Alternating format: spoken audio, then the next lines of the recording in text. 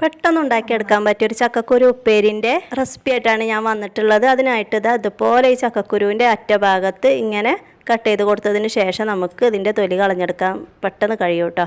അപ്പോൾ ഇതുപോലെയാണ് നമ്മൾ ഇതിൻ്റെ തൊലി കളഞ്ഞെടുക്കുന്നത്. അപ്പോൾ കുക്കിംഗ് പഠിക്കുന്ന പുതിയ കൂട്ടുകാരുണ്ടെങ്കിൽ അവർക്ക് അറിയാൻ വേണ്ടിയിട്ടാണ് ഈ വീഡിയോ ഇതുപോലെ ഡീറ്റെയിൽ ആയിട്ട് കാണിക്കുന്നത് കേട്ടോ. അപ്പോൾ മുഴുവനായിട്ട് നമ്മൾ ക്ലീൻ ചെയ്യില്ല, കുറച്ചൊക്കെ നമ്മൾ ഇതിൽ നിർത്തും. കാര്യം ഇതൊക്കെ നമ്മുടെ ശരീരത്തിന് ആവശ്യമായിട്ടുള്ള സംഭവങ്ങളാണ് കേട്ടോ.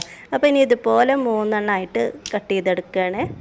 അതിനുശേഷം അതുപോലെ ഒരു ബൗളിൽ ഇട്ട് കൊടുക്കുകയാണ്. അപ്പോൾ നമ്മൾ എടുത്ത് വെച്ച ചക്കക്കുരു മുഴുവൻ അതുപോലെ കട്ട് ചെയ്തിട്ട് ഈ ബൗളിൽ ഇട്ട് കൊടുത്തിട്ടും 2-3 പ്രാവശ്യമായിട്ട് ഇത് കഴുകിയെടുത്തിട്ട് നമ്മൾ കുക്കറിലിട്ട് വേവിച്ചെടുക്കുകയാണ് കേട്ടോ.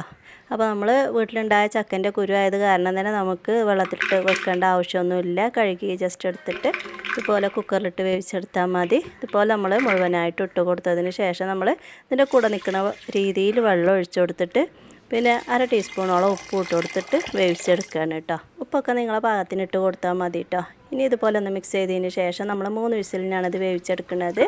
അപ്പോൾ കണ്ടതുപോലെ നന്നായിട്ട് വെന്ത് വന്നിട്ടുണ്ട്. അപ്പോൾ ഇതുപോലെയാണ് നമുക്ക് ഈ ഉപ്പേരി കിട്ടേണ്ടത് കേട്ടോ. അത് കണ്ടോ, ഇങ്ങനെ ഞെക്കി നോക്കുമ്പോൾ തന്നെ നമുക്കിതുപോലെ നന്നായി വെന്ത് വന്നിട്ടുണ്ട്.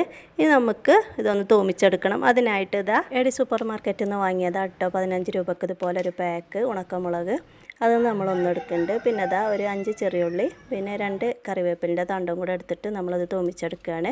അപ്പോൾ അതൊരു ചട്ടി ഗ്യാസിൽ വെച്ചിട്ട് അതിലേക്ക് നമ്മൾ 3 ടേബിൾ സ്പൂണോളം വെളിച്ചെണ്ണ ഒഴിച്ചു കൊടുത്തിട്ട് ആദ്യം നമ്മൾ എടുത്ത് വെച്ച ഒരു ഉണക്കമുളക് ഇതുപോലെ കട്ട് ചെയ്തതിന് ശേഷം ഇട്ട് കൊടുക്കണം. അതൊന്ന് പൊട്ടി വരുമ്പോൾ നമ്മൾ കട്ട് ചെയ്ത് വെച്ച ചെറിയുള്ളി ഇതുപോലെ ഇട്ട് കൊടുത്തിട്ട് ഇനി നന്നായിട്ടൊന്ന് വഴറ്റിയതിന് ശേഷം നല്ലൊരു ഗോൾഡൻ ബ്രൗൺ കളറായി വരുമ്പോൾ നമ്മൾ എടുത്ത് വെച്ച കറിവേപ്പിലിൻ്റെ 2 തണ്ടും കൂടെ ഇതിലേക്ക് ഇട്ട് കൊടുക്കുകയാണ് കേട്ടോ.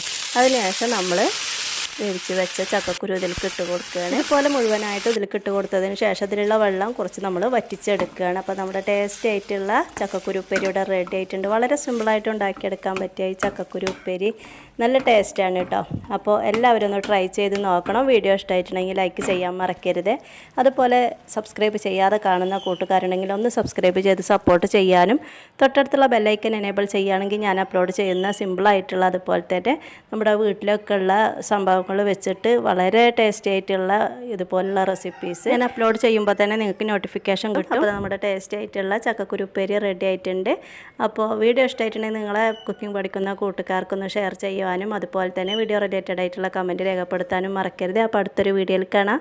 അതുവരേക്കും എല്ലാ കൂട്ടുകാർക്കും അസ്സലാമു അലൈക്കും.